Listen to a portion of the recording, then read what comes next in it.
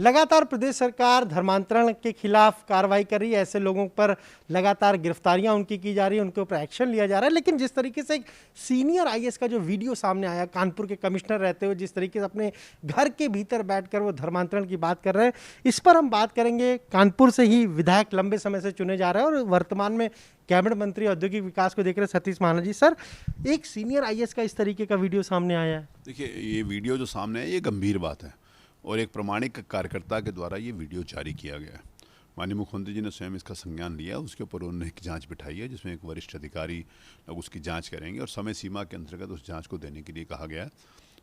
क्योंकि वीडियो सामने आया है, प्रथम दृष्टया तो वो दोषी माने जाते हैं, लेकिन जांच आने के पश्चात क्योंकि मुख्यमंत्री जी के स्वयं संज्ञान में ही है तो मुझे विश्वास है इसके ऊपर सख्त कार्रवाई मुख्यमंत्री करेंगे। कानपुर कमिश्नर रहते हुए कहा जा रहा है कि वो वीडियो बनाया गया था। आपके लोगों ने कभी ऐसा फीडबैक दिया, क्योंकि आप खुद कानपुर इस प्रकार की बात कभी सामने आई नहीं, लेकिन चूंकि एक प्रमाण के साथ और एक प्रमाणित व्यक्ति ने इस बात को दिया है तो ये गंभीर बात है, इसकी जांच होनी चाहिए। और आपकी सरकार तो लगातार ऐसे धर्मांतरण कराने वालों के खिलाफ कार्रवाई कर रही है, लेकिन 4.5 साल अगर कोई अफसर इस तरह से बचा रह गया आपकी सरकार। बचा नहीं रहेगा, कोई भी बचा नहीं रहेगा, लेकिन संज्ञान में आया ना। इशू ये है कि संज्ञान में आने के बाद कोई भी नहीं बचेगा।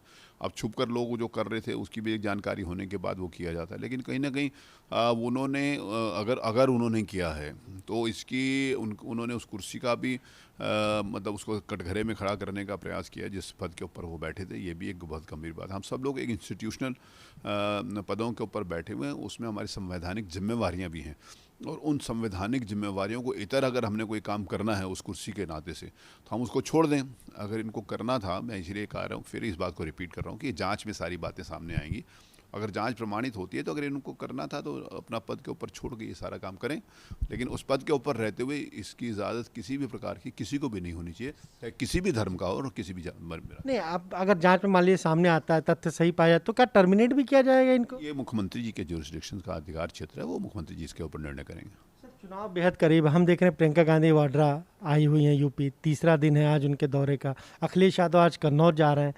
इस तरह से जब दौरे बढ़ते हैं, जनसभाएं विपक्षी नेता करते हैं, तो क्या बीजेपी को लगता है कि इससे कहीं उनको फायदा हो, हमको नुकसान तो नहीं होगा? देखिए, मुझे लगता है कि प्रियंका गांधी जितने दौरे करेगी उतना बीजेपी को फ़ायदा होगा। मैं इसका प्रमाण दे रहा हूँ आपको, क्योंकि 2017 में ये दोनों भाई बहन बहुत तेज़ी से आए थे। मीडिया ने भी बहुत प्रमुखता से इनका दिखाया था कि अब उत्तर प्रदेश में आ गए हैं और 2014 का चुनाव ऐसे होने वाला है। उसका क्या परिणाम है? उत्तर प्रदेश में इनको 2 सीटें मिली, एक श्रीमान राहुल गांधी जी की मिली थी और एक सोनिया जी की मिली थी।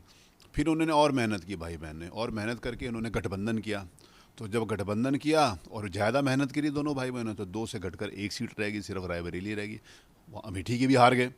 फिर इन्होंने और मेहनत करी और मेहनत करके 2000 जो हमारा 17 का चुनाव आया था विधानसभा का, तो उसमें इनके पास पहले 18 सीटें थी, वो रहकर 7 हो गई। तो 2000 जैसे जैसे होता गया, 17 में 7 रहेगी, 19 में 1 रहेगी।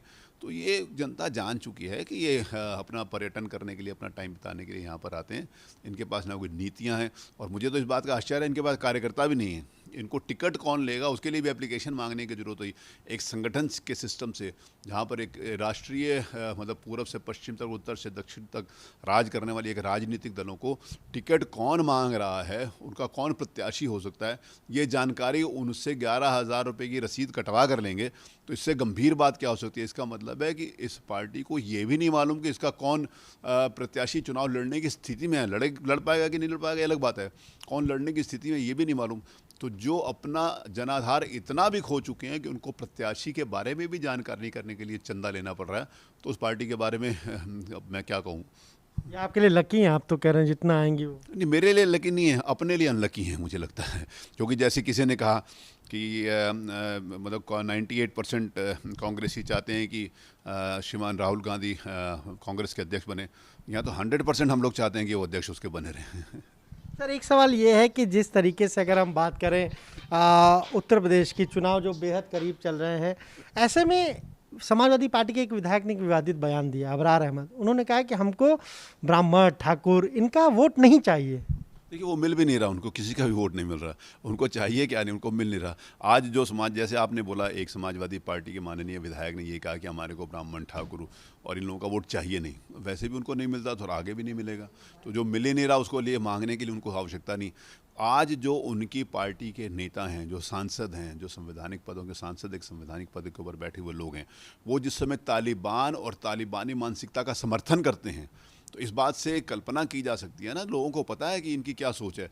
भारतवर्ष में जिस महिला को देवी और सम्मान के रूप में देखा जाता है, और विशेष रूप से माननीय योगी जी के उत्तर प्रदेश में आने के बाद महिलाओं का सम्मान, उनका आदर, उनकी सुरक्षा की जो बात करी थी, महिला सशक्तिकरण की जो बात करी थी, वो एक तरफ ये सोच है, और दूसरी तरफ ये सोच है कि जो तालिबान में हो रहा है उसका समर्थन करना। तो तालिबान में क्या हो रहा है उसका समर्थन करना, ये एक महत्वपूर्ण बात हो सकती है कि नहीं हो सकती मुझे नहीं मालूम, लेकिन ऐसी मानसिकता रखना ये बहुत गंभीर बात है। तो जिनकी मानसिकता तालिबानी हो तो उनके साथ तो कोई भी नहीं खड़ा होगा, ब्राह्मण भी नहीं खड़े होंगे, ठाकुर भी नहीं खड़े होंगे, और मुझे लगता है कि जिस बिरादरी के दम के ऊपर वो राजनीति करना चाहते हैं वो लोग भी इनके साथ खड़े नहीं होंगे।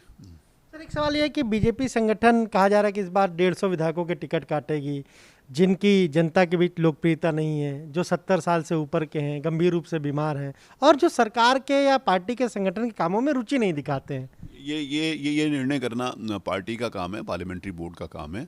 इसमें मेरे द्वारा किसी भी प्रकार की कोई टिप्पणी ना तो मेरा अधिकार क्षेत्र की आती है, ना मेरा स्वभाव है, और ना मैं करूंगा। ये पार्टी का काम है, और पार्टी जो कुछ निर्णय करती है हम सब कार्यकर्ता के रूप में उसको स्वीकार करते हैं। आप तो तीनों क्राइटेरिया पे खरे उतरते हैं। अब मुझे नहीं मालूम, मेरे लिए भी पार्टी नहीं तय करना है, मैं स्वयं अपने लिए तय नहीं कर सकता। तो ये आपने सुना, क्या कहना है उत्तर प्रदेश सरकार के औद्योगिक विकास मंत्री का। साफ तौर पर कह रहे हैं कि जिस तरीके से समाजवादी पार्टी के विधायक बयान दे रहे हैं उससे कहीं ना कहीं क्या मानसिकता है ये सबको पता चल रहा है, और प्रियंका गांधी वाड्रा जितना ही उत्तर प्रदेश आएंगे उतना बीजेपी को फायदा होगा।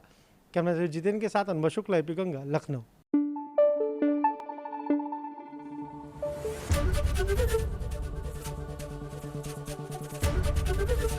एबीपी गंगा, खबर आपकी, जुबान आपकी।